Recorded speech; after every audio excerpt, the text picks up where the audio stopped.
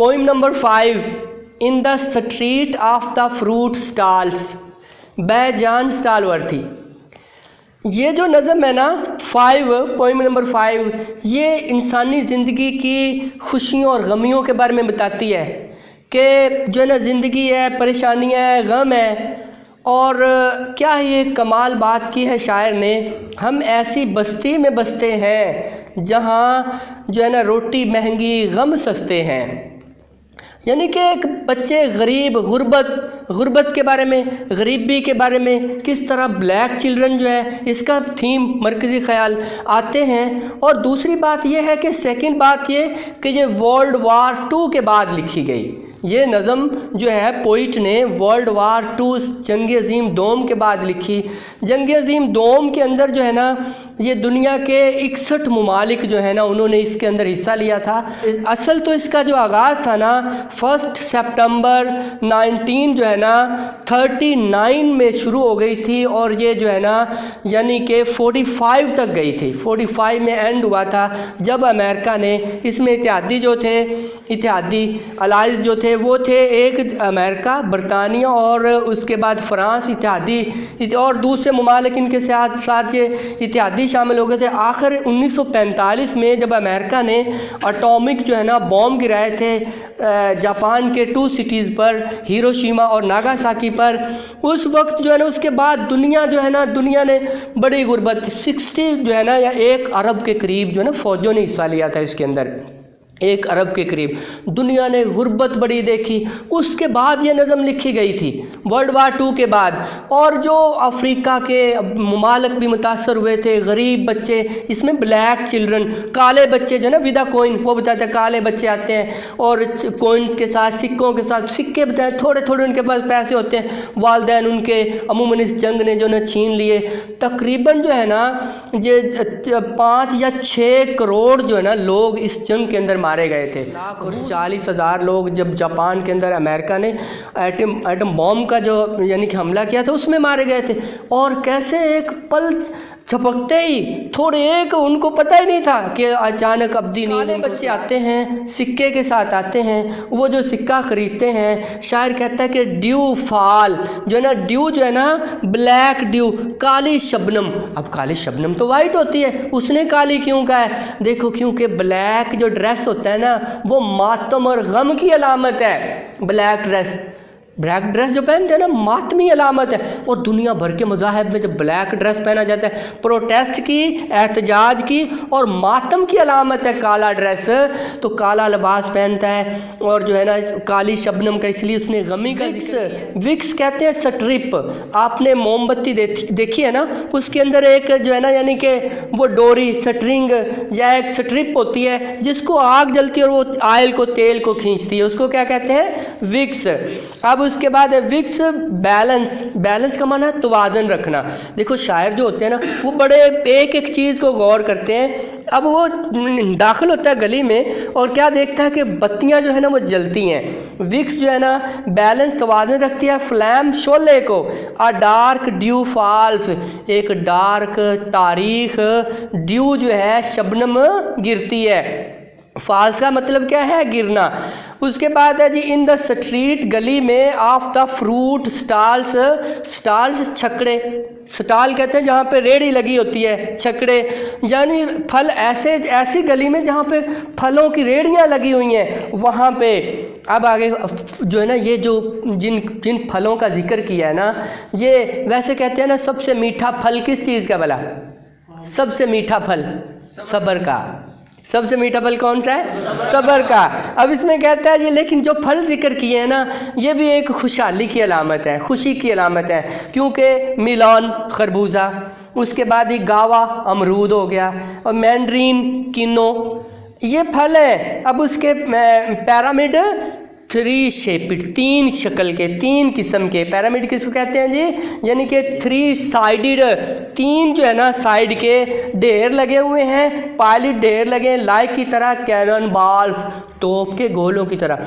World war 2 की बात होगी ना, गोलों का जिक्र आ गया क्योंकि तब गोले ईजाद हो चुके थे। तोपें ईजाद हो चुकी थी, बंदूक ईजाद हो चुकी थी, 1 अरब के करीब जो है ना फ़ौजों ने हिस्सा लिया था और 40 ममालिक गुर्बत के चक्की में पिसने लग गए। बड़े बड़े जो है ना गरीब काले बच्चे अफ्रीका के, इथोपिया के, ये ब्लैक चिल्ड्रन, गुर्बत, गरीब वालदैन उनके जंग का शिकार हो गए और वालदैनों को मार दिया गया। वो कहता है कि तोप के गोलों की तरह ग्लो चमकते हैं, रेड हॉट, रेड सुर्ख कहते हॉट गर्म शोख, उसके बाद गोल्ड हॉट सुनहरी, फ्रॉम विदन वो अंदर से सुनहरी है। उसके बाद कहता है तो दूसरा स्टैंजा डार्क चिल्ड्रन काले बच्चे, ड्रैग कम आते हैं टू द स्ट्रीट गली में, काले बच्चे गली में आते हैं, ऑफ द फ्रूट्स फलों वाली गली में। अब देखो किस में, dark children with a coin, एक सिक्के के साथ। देखो एक सिक्के की उसने बात क्यों की है, गुर्बत है ना, गरीबी है ना, एक सिक्का लेकर आए हैं टू स्पेंड गुजारने के लिए। अभी भी अमेरिका अफ्रीका का शहर कांगो है, अभी भी बड़ी गुर्बत है वहाँ पे।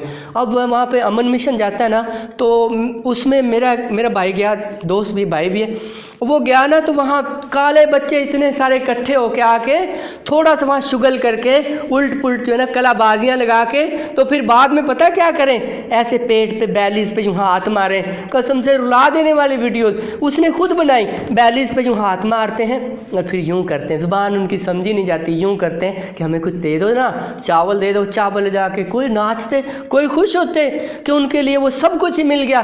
ब्लैक चिल्ड्रन काले, वो भी काले बच्चे हैं। अब वही काले बच्चों की जिक्र करता है, कहता है कि वो आते हैं, अब क्या इंटर दाखिल होते हैं द लैंटर्न्स लालटेन के ऑर्बिट दायरे में, जहाँ लालटेन जल रही है ना उसके दायरे के अंदर दाखिल होते हैं, फाइंड पाते हैं, तलाश कर लेते हैं, मिलन खरबूजा, उसके बाद है गावा अमरूद, मैंड्रीन और किन्नो जो है उनको फाइंड कर लेते हैं, तलाश कर लेते हैं। द मून चांद जो है कंपैक्टेड, कंपैक्ट कहते हैं घट जाना, समा जाना, टू द रिंड छिलके में, यानी कि दुनिया की सारी खुशियाँ जैसे उनको उसके छिलके के अंदर ही आ गई हैं, चांद भी छिलके के अंदर समा गया हो। द सन सूरज इन आ पिटेड स्किन, सूरज एक मसामदार स्किन के अंदर आ गया हो।